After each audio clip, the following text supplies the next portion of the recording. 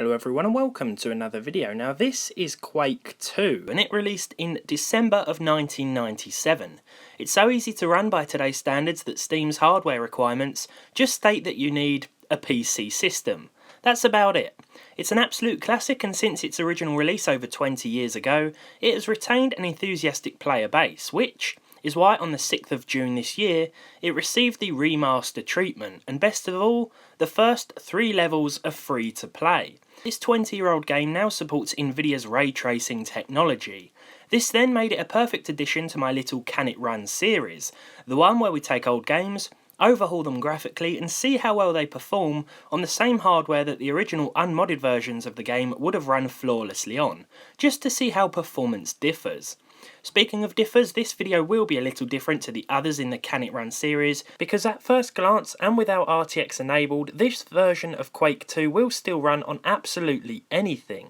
Here's the GTX 1070 for example. It's overkill for this title, I know, but you'll notice it'll allow us to hit 1000 frames per second. I'm exploring the first level here and everything is running very smoothly. This, on the other hand, is what's known to some as the worst graphics card ever made. It's more deserving of the title video adapter, as it's an ideal addition to low-end systems that might not have an HDMI or VGA port built into the motherboard. It is of course the DirectX 10 based GeForce 210. It's awful in every way.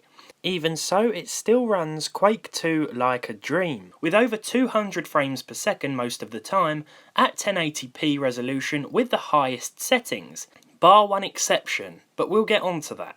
It looks laggy, I know, but trust me, there's no lag here. I accidentally recorded it at 30 frames per second instead of 60, but hopefully the frame counter in the top corner tells you everything you need to know about the performance of this game on this graphics card. This goes to show that even in 2019, Quake II will still run on absolutely any GPU out there. So there we have it. Just kidding, because there's one thing we haven't explored. Looking at the minimum system specs this time round tells us all we need to know, because while we've got a fairly weak dual-core CPU listed here with 8 gigs of RAM, graphics card wise things aren't so friendly.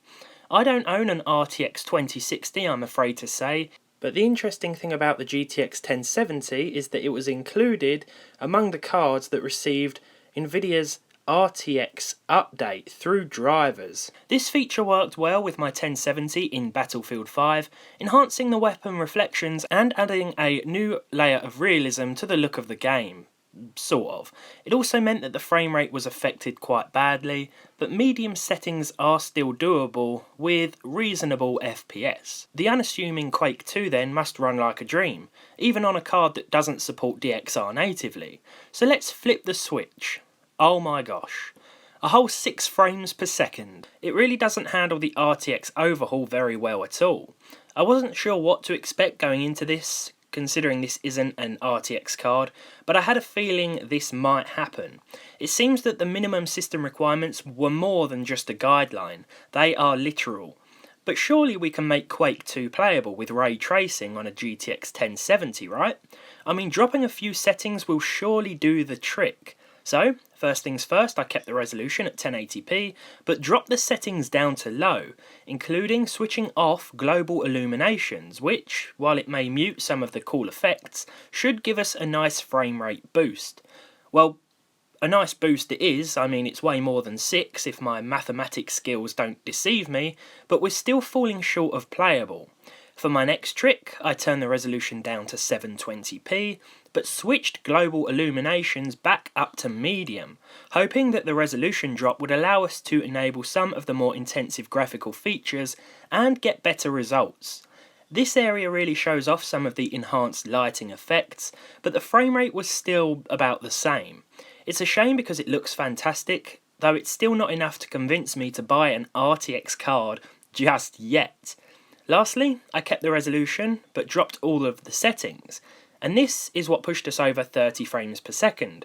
We are still seeing an improvement to the lighting effects in some regard, but at this point I feel like you may as well switch back to OpenGL render mode and enjoy this remastered classic as it is. Or you could max it out at 480p if you wanted for nostalgic purposes, and you'd see at least 30 FPS too. Okay, so even without the fancy graphics, this gem is definitely still worth a play. But all I can say is move over Crysis, because Can It Run Quake II is the new challenge in town. And with all that said, I'd like to thank you all very much for watching this video. If you enjoyed it, leave a like on it. Leave a dislike if you didn't. It just goes to show that this RTX overhaul really does make an old game very demanding indeed if you don't have specific hardware to run it. Though, going out and purchasing a £300-400 or dollar graphics card just to run it with all the new graphic enhancements enabled doesn't sound like the best idea. Finally, subscribe to the channel if you want to and you haven't done so already, and I'll see you all in the next one.